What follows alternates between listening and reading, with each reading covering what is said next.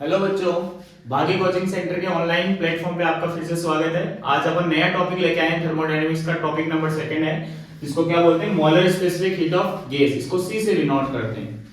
Molar specific gas का जो formula होगा हमारे पास, कैसे लिखते हैं, हमारे पास Q इक्वल टू क्या लिखेंगे यहाँ से, N C ऑफ क्या लिखते हैं यहाँ पे, डेल ऑफ T लिखते हैं। हमारे पास जो भी अपन हीट सप्लाई करें, इस हीट का फॉर्मूला यहाँ पे है।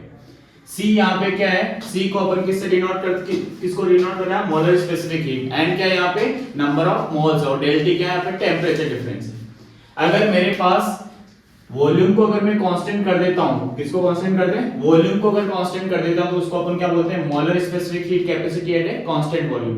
अगर प्रेशर को कांस्टेंट कर देते हैं तो इसको अपन क्या बोलेंगे, molar specific heat capacity eight a constant pressure. देखो इसके फॉर्मूले अपन कैसे ट्राई करते हैं। फर्स्ट वाले केस के लिए अपन बात करते हैं। फर्स्ट वाला मोलर स्पेसिफिक हीट कैपेसिटी, इसको सीवी से डिनोट करते हैं। क्या इसकी डेफिनेशन होता है, अगर हमारे पास इस फॉर्मूले के अकॉर्डिंग लिखेंगे तो Q इक्वल टू क्या लिखेंगे, N CV of del T। तो यहां से CV इक्वल टू क्या लिखेंगे, Q अपॉन में क्या लिखेंगे, N of del T। Definition की बात करें तो हम क्या लिखेंगे, 1 मोल गैस का 1 डिग्री सेंटीग्रेड टेम्परेचर इंक्रीज करने के लिए जितनी हीट की रिक्वायरमेंट होती है एट कांस्टेंट वॉल्यूम पे, उसको अपन क्या कहेंगे, मोलर स्पेसिफिक हीट कहेंगे एट ए कांस्टेंट वॉल्यूम। तो डेफिनेशन लिखना चाहे तो लिख सकते हैं, it is a heat required to increase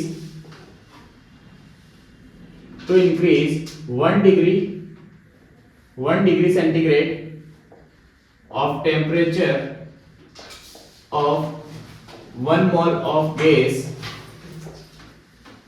at constant volume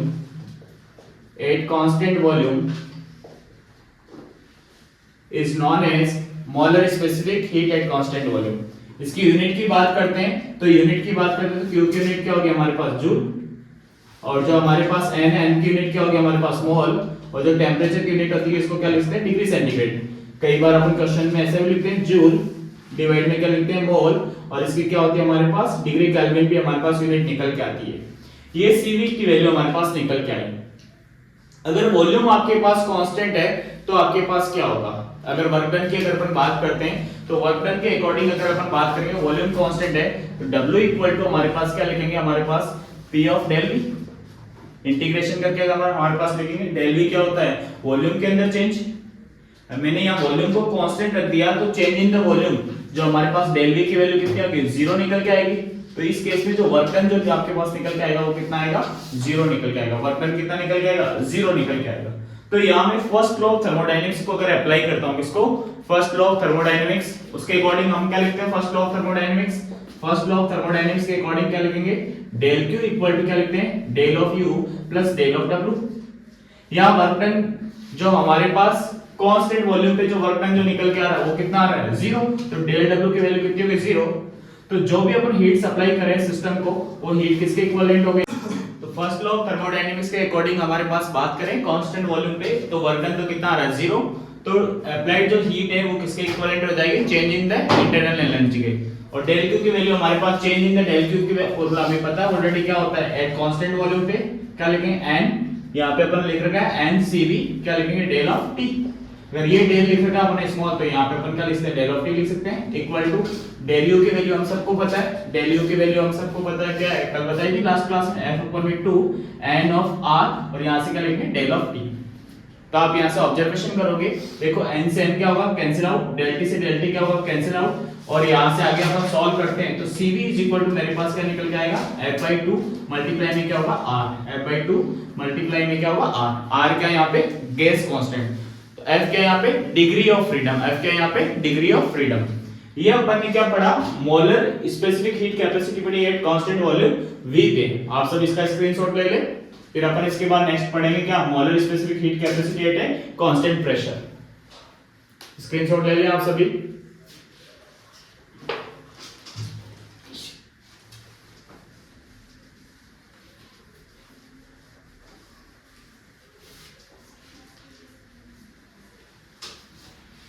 देखो नेक्स्ट टॉपिक के बारे में अपन डिस्कस कर रहे हैं, किस पे, molar specific heat capacity eight a constant pressure, इसके बारे में अपन डिस्कस कर रहे हैं। सेकंड वाला पार्ट, प्रेशर को हमने क्या कर दिया, कांस्टेंट कर दिया है। तो इस केस में हमारे पास Q इक्वल टू अपन क्या लिखते हैं एन सीपी और यहां से क्या लिखेंगे डेल ऑफ टी। प्रेशर हमारे पास क्या है कांस्टेंट है, तो हमारे पास प्रेशर क्या रहेगा कांस्टेंट रहेगा। यहाँ पे क्या क्लियर है क्या यहाँ तक बातें?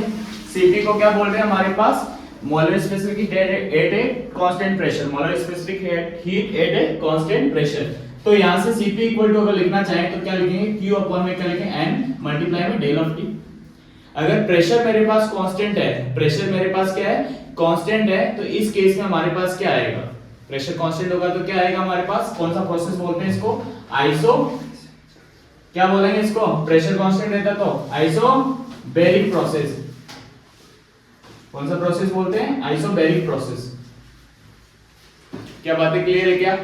आइसोबैरिक प्रोसेस बोलेंगे तो इस केस के अंदर हमारे पास अगर m की वैल्यू कितनी हो जाए 1 मोल और डेल टी की वैल्यू हमारे पास कितनी हो जाए 1 डिग्री सेंटीग्रेड, तो हमारे पास Cp की वैल्यू क्या निकल के आ जाएगी Q के इक्विवेलेंट हो जाएगी।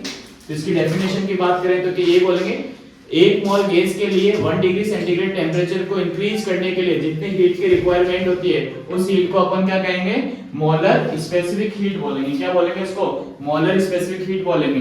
क्या बात है यहाँ तक क्लियर है? तो इसको सॉल्व करेंगे तो हमारे पास क्या निकल के आएगा, जब इसको सॉल्व करते हैं डेफिनेशन में लिखता हूं the heat required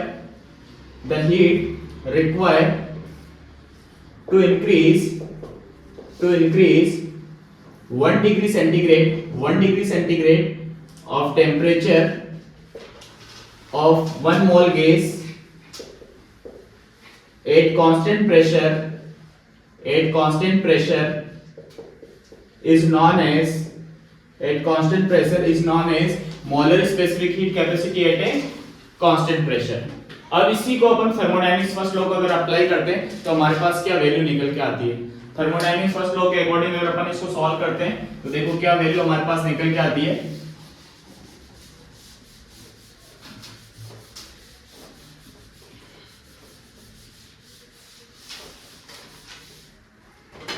thermodynamics first law के अकॉर्डिंग हमारे पास यहां लिखेंगे FLT first law of thermodynamics क्या लिखेंगे डेल Q इक्वल टू क्या लिखेंगे डेल ऑफ U प्लस यहां से क्या लिखेंगे डेल W जो वर्क करना हमारे पास। डेल Q की वैल्यू हम सबको पता है, डेल Q की वैल्यू हमारे पास यहां से लिख सकते हैं, हम सबने निकाल करके डेल Q इक्वल टू यहां से क्या लिख सकते हैं कांस्टेंट प्रेशर के लिए n Cp और यहां से क्या लिखेंगे डेल ऑफ T लिख देंगे। अब हमारे पास बात करते हैं इंटरनल एनर्जी की बात करते हैं। किसकी बात करें इंटरनल एनर्जी का फॉर्मूला हमारे पास पता है डेल ऑफ U अगर हमारे पास बात करें तो F/2 यहां से क्या लिखेंगे nR और यहां से क्या लिखेंगे डेल ऑफ T। फिर हमारे पास किसकी बात करते हैं वर्क डन की बात करें। किसकी बात करें वर्क डन, तो वर्क डन यहां से अगर कैलकुलेट करते हैं तो del W is equal to work done क्या होगा P ऑफ डेल V, ये होगा हमारे पास वर्क डन। यहां से इन सब की वैल्यू को अपन यहां रिप्लेस करते हैं तो हमारे पास क्या निकल जाएगा del Q is equal to del Q की वैल्यू रिप्लेस करेंगे हमारे पास कितना है n Cp यहां से क्या लिखेंगे डेल ऑफ T और प्लस यहां से क्या इक्वल टू क्या लिखेंगे यहां से F/2 यहां से क्या लिखेंगे n of R del of T plus क्या लिखेंगे P ऑफ डेल V। ये हमारे पास फर्स्ट लॉ ऑफ थर्मोडायनेमिक्स की ये इक्वेशन निकल के आई। इसके बाद अपन आइडियल गैस की इक्वेशन फर्स्ट जो आइडियल गैस की इक्वेशन है वो अपन लिखते हैं। यहाँ पे क्या होती है आइडियल गैस की first equation PV equal to क्या लिखेंगे nRT। इसका डिफरेंशियल फॉर्म लिखते हैं आइडियल गैस इक्वेशन का क्या लिखते हैं डिफरेंशियल फॉर्म लिखेंगे। तो डिफरेंशियल फॉर्म लिखने के लिए क्या करेंगे पहले प्रेशर को कांस्टेंट रखेंगे वॉल्यूम के रेस्पेक्ट में डिफरेंशिएशन करते हैं प्लस फिर वॉल्यूम को कांस्टेंट रखते हैं प्रेशर के रेस्पेक्ट में क्या करते हैं डिफरेंशिएशन करते हैं इक्वल टू यहाँ n और r क्या कांस्टेंट है तो nr और यहाँ डेल t टाइम के रेस्पेक्ट में डिफरेंशिएशन करेंगे तो क्या आएगा डेल ऑफ t। हमारे पास जो सिस्टम है वो सिस्टम कैसा है आइसोकोरिक प्रोसेस है, आइसोबैरिक प्रोसेस नॉट कोरिक आइसोबैरिक प्रोसेस है, मतलब प्रेशर यहाँ पे कांस्टेंट है।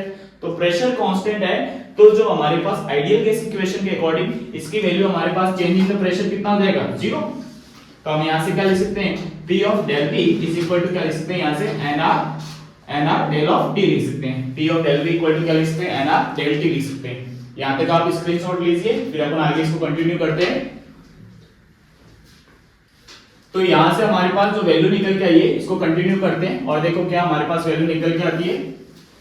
यहां से जो थर्मोडायनेमिक्स की फर्स्ट इक्वेशन हमने लिखी है उस इक्वेशन फर्स्ट लॉ के अकॉर्डिंग क्या इक्वेशन लिखी है उसी इक्वेशन को वापस रिप्लेस करते हैं n Cp यहां से क्या लिखेंगे del of T equal to क्या लिखेंगे F/2 यहां से क्या लिखेंगे nR del of T plus जो P del V है, जो P del V है इसकी जगह क्या रिप्लेस करेंगे, NR del T लिखेंगे। क्या लिखेंगे, N of R del T। ये कहां से निकाला अपन ने, आइडियल गैस इक्वेशन से ड्राइव करा है। अब इसको सिंपलीफाई करके देखते हैं, तो del T से del T क्या होगा, कैंसिल आउट हो जाएगा। और कुछ कैंसिल हो रहा है क्या, हाँ, N से N क्या हो रहा है, कैंसिल आउट हो रहा है। तो हमारे पास यहां से क्या बचेगा, Cp इक्वल टू क्या बचेगा, F/2 R प्लस क्या बचेगा, R दोनों में से क्या है, कॉमन। तो अपन यहां से इसको क्या ले सकते हैं, F/2 प्लस क्या ले सकते हैं, 1 मल्टीप्लाई में R। और सिंपलीफाई करके लिखना चाहो तो आप ऐसे लिख सकते हो F/2 प्लस क्या ले सकते हो, 2 मल्टीप्लाई में क्या R। ये मेरे पास किसकी वैल्यू निकल जाएगी, Cp। F/2 F plus 2 divide में कितना 2 और मल्टीप्लाई में R। ये Cp की वैल्यू मेरे पास निकल जाएगी कांस्टेंट प्रेशर पे। ये Cp की वैल्यू आपके पास यहां तक क्लियर है। और इससे पहले अपन ने किसकी निकाली थी वैल्यू, किसकी वैल्यू निकाली थी, Cv की। और Cv की वैल्यू अभी आपने निकाली थी, क्या निकल के आई थी, आप सबको याद है क्या है, F/2 मल्टीप्लाई में क्या लिखते हैं, R। ये Cv की वैल्यू मेरे पास निकल के आई। अब आप ध्यान से अगर ऑब्जर्वेशन करते हो, खूब सारी चीजें आपके पास यहाँ पे निकल के आती है। अगर अपन यहाँ पे बात करते हैं मोनोएटॉमिक के लिए, याद रखना एग्जाम में बहुत इंपॉर्टेंट है, मोनोएटॉमिक के लिए बात करें तो F की वैल्यू डिग्री ऑफ फ्रीडम कितना होता है, 3 होता है। तो यहाँ से Cp इक्वल टू आप वैल्यू रिप्लेस करोगे, 3 प्लस 2 कितना होगा 5, तो 5/2 और मल्टीप्लाई में क्या लिखोगे आप। डायटोमिक के लिए अगर अपन बात करते हैं, किसके लिए बात करें, डायटोमिक के लिए अगर अपन बात करते हैं तो डायटोमिक के लिए जो डिग्री ऑफ फ्रीडम होगा वो कितना होगा 5। तो Cp इक्वल टू हमारे पास क्या लिखेंगे, 5 प्लस 2 कितना होगा 7/2 मल्टीप्लाई में क्या लिखेंगे R। सिमिलरली ऐसे कांस्टेंट वॉल्यूम पे अगर अपन बात करते हैं तो डायटोमिक के लिए हमारे पास, या जो मोनोएटॉमिक है इसके लिए हमारे पास वैल्यू लिखेंगे। मोनोएटॉमिक के लिए अगर अपन बात करें पहले, इसके लिए मोनोएटॉमिक के लिए, तो मोनोएटॉमिक के लिए जो वैल्यू लिखेंगे वो F इक्वल टू कितना होगा 3। तो यहाँ Cv इक्वल टू हमारे पास क्या निकल के आएगा, 3/2 ऑफ R निकल के आएगा। डाया के लिए अगर अपन बात करते हैं, डायटोमिक के लिए अगर बात करते हैं, डायटोमिक के लिए डिग्री ऑफ फ्रीडम कितना होता है, F इक्वल टू 5 होता है। तो वैल्यू रिप्लेस करेंगे तो Cv इक्वल टू कितना आएगा, 5/2 ऑफ क्या आएगा हमारे पास, R निकल के आएगा। क्या क्लियर है कि यहां तक बात है। ऐसे अगर पॉली एटॉमिक के लिए बात करते हैं, हम सबको पता है पॉली एटॉमिक के लिए, पॉली एटॉमिक के लिए जो डिग्री ऑफ फ्रीडम है उसकी F की वैल्यू हमारे पास कितनी होती है, 6 होती है। तो Cp इक्वल टू यहां से हमारे पास बात करेंगे कितना आएगा, 6 प्लस 2 कितना होगा 8, 8 डिवाइड बाय 2 कितना होगा 4, R हमारे पास ये वैल्यू निकल के आएगी। ऐसे अगर Cv की बात करें एट कांस्टेंट वॉल्यूम पे, किसके लिए, पॉली एटॉमिक के लिए, पॉली एटॉमिक के लिए, तो हमारे पास ये जो वैल्यू निकल के आएगी F की वैल्यू कितनी होती है, 6 होती है। तो यहां से कितना होगा 3 ऑफ R निकल के आएगा हमारे पास, पॉली एटॉमिक के लिए 6 होता है। तो Cv इक्वल टू कितना आएगा, 3 ऑफ R हो जाएगा। ये हमारे पास Cp और Cv की वैल्यू हमारे पास निकल के आती है। अब अपन इनके रेशियो भी कैलकुलेट कर सकते हैं, क्या निकाल सकते हैं, इनका रेशियो भी अपन निकाल सकते हैं। तो रेशियो निकालने के लिए हमारे पास क्या करेंगे, जो Cp है और Cv को डिवाइड कर देते हैं, और जो रेशियो निकल के आता है उस रेशियो को अपन किससे डिनोट करते हैं, गामा से रिप्रेजेंट करते हैं। उस रेशियो किससे रिप्रेजेंट करते हैं, गामा से रिप्रेजेंट करते हैं। तो वो रेशियो देखो कुछ इस तरीके से आपके पास निकल के आएगा, रेशियो जो हमारे पास है। लक्ष्य समझ में आ रहा है क्या?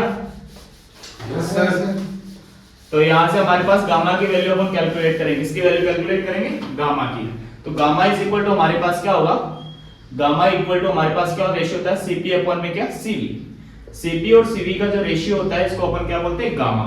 ये हमारे पास यूनिटलेस क्वांटिटी होती है, क्या होती है, यूनिटलेस क्वांटिटी। और Cp और Cv की वैल्यू अपन कैलकुलेट कर चुके हैं। ये Cp की वैल्यू है, ये हमारे पास किसकी वैल्यू है, Cv की वैल्यू है। जब Cp और Cv की वैल्यू इस इक्वेशन में पुट करेंगे तो हमारे पास गामा इज इक्वल टू क्या निकल के आएगा, Cp की वैल्यू कितनी है, f प्लस 2 डिवाइड में क्या लिखेंगे 2 मल्टीप्लाई में r, और Cv की कितनी है, f/2 मल्टीप्लाई में क्या r, r से r क्या होगा कैंसिल आउट, 2 से 2 क्या होगा कैंसिल आउट। तो गामा इज इक्वल टू हमारे पास क्या आएगा, f प्लस 2 डिवाइड में क्या लिखेंगे f। इसको सिंपलीफाई करके अपन ऐसा भी लिख सकते हैं क्या, 1 प्लस 2 ऑफ f। ये मेरे पास गामा की वैल्यू निकल गई।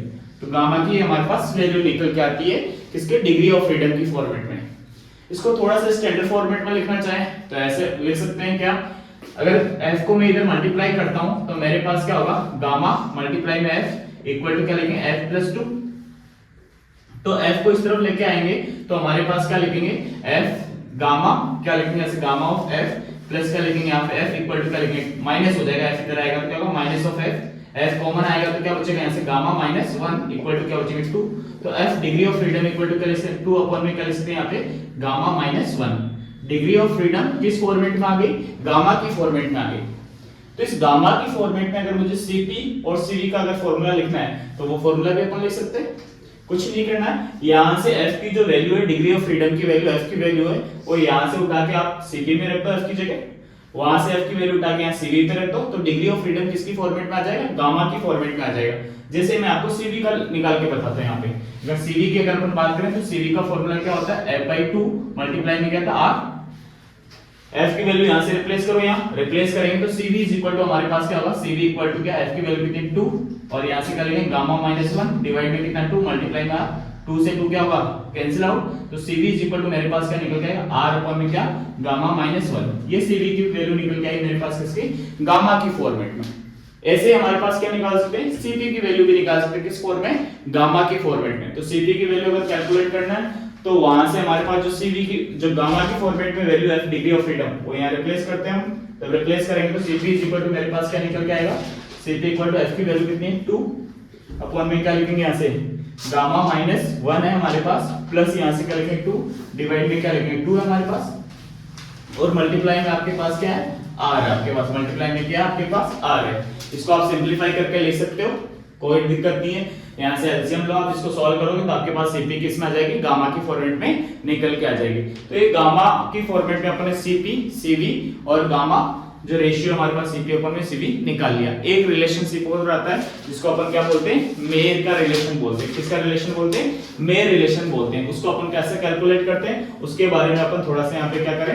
डिस्कस करते हैं। किस तरीके से उसको अपन ड्राइव कर सकते हैं, क्या चीज होती है उसके बारे में। बहुत सिंपल सा है, देखो मेयर रिलेशन कैसे सॉल्व करते हैं। ये जो इक्वेशन आपको नजर आ रही है, इक्वेशन दिख रही है, Cp बराबर क्या है? f/2 r प्लस क्या लिख रखा है? r है। f/2 मल्टीप्लाई में r किसके बराबर है? Cv के इक्विवेलेंट है। Cv क्या है? Molar specific heat at a constant volume. यहां से Cv की वैल्यू को कहां रिप्लेस करो? आप यहां रिप्लेस कर दो। तो देखो अगर मुझे मेयर रिलेशन अगर कैलकुलेट करना है, आप इसका स्क्रीनशॉट ले लो, फिर मैं आपको समझाता हूं। देखो क्या होता है, आपने ले लिया होगा स्क्रीनशॉट।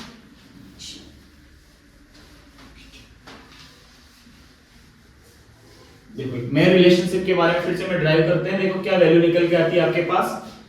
यहां से हमारे पास वैल्यू क्या है? Cp इक्वल टू क्या लिखा? f/2 r और प्लस क्या लिख रखा? r। मैंने क्या लिखा? इस इक्वेशन को यूज करा है। और f/2 मल्टीप्लाई में r किसके बराबर है? Cv। Cv क्या होती है? Molar specific heat at a constant volume. तो इस वैल्यू को उठा के मैं यहां रिप्लेस करता हूं। तो रिप्लेस करेंगे तो हमारे पास देखो Cp इज इक्वल टू, इसको अपन क्या लिख सकते हैं? Cv के इक्विवेलेंट लिख सकते हैं। तो अपन यहां से क्या लिखेंगे? Cv प्लस क्या लिखेंगे? r। यहां से Cv इस तरफ आएगा तो Cp minus Cv equal to क्या लिखेंगे? r। ये हमारे पास जो रिलेशन होता है इसको बोलते हैं मेयर्स रिलेशनशिप। कौन सा रिलेशन होता है? मेयर का रिलेशन होता है। ये बहुत इंपॉर्टेंट एग्जाम के पॉइंट ऑफ व्यू से मेयर रिलेशन। अब एग्जाम में बच्चा भूल जाएगा क्या? Cv में से Cp को माइनस करना है, Cp में से Cv को। तो ध्यान रखना अल्फाबेटिक ऑर्डर में पहले क्या आता है? P आता है, तो Cp लिखोगे, माइनस क्या करोगे यहाँ पे? Cv। R यहाँ पे क्या हमारे पास गैस कांस्टेंट है, और उसकी जो R की वैल्यू हमारे पास गैस कांस्टेंट की वैल्यू वो कितनी आती है? 8.314 आपके पास गैस कांस्टेंट की वैल्यू निकल के आएगी। ये अपन ने क्या पढ़ा? मोलर स्पेसिफिक हीट पढ़ी है। कहां पे? एट कांस्टेंट वॉल्यूम पे और कांस्टेंट प्रेशर पे। और साथ के साथ हमारे पास यहां से क्या निकल गया? रिलेशनशिप भी निकाला अपने Cp माइनस Cv के अंदर। इसी के साथ ये मोलर स्पेसिफिक हीट आपके पास टॉपिक क्या होता है? कंप्लीट होता है।